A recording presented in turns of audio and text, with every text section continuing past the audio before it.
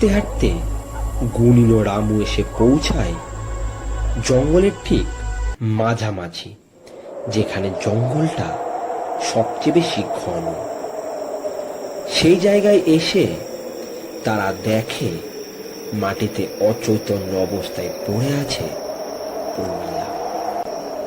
কিন্তু হঠাৎ করেই যেন পরিবেশ অস্বাভাবিক হয়ে ওঠে, ভারী হয়ে ওঠে চারিদিকের বাতাস, আর সাথে সাথে চারিদিকে ছড়িয়ে পড়ে একটা পচা গন্ধ।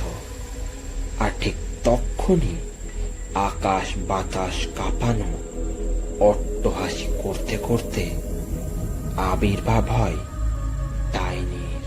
তার সময় ফুরিয়েছে গো, আজ এই মেয়ের সাথে তুইও প্রাণে মারা যাবি। এই জঙ্গল আমার, এটা আমার অন্ধকারের সাম্রাজ্য। শোন ডাইনি, ভুলে যাস না, অশুভ শক্তি যতই বড় হোক না কেন, তা কখনোই শুভ শক্তির উপর জয়লাভ করতে পারে না। আমি এসেছি তোর খেলায় শেষ টান দিতে।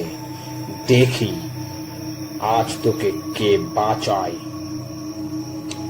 যেখানে যুক্তির শেষ, সেখানে শুরু তন্ত্রের।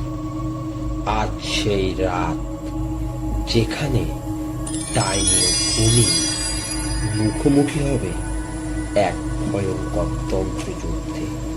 কে জিতবে, শুভ শক্তি নাকি অশুভ শক্তি? শুরু হয়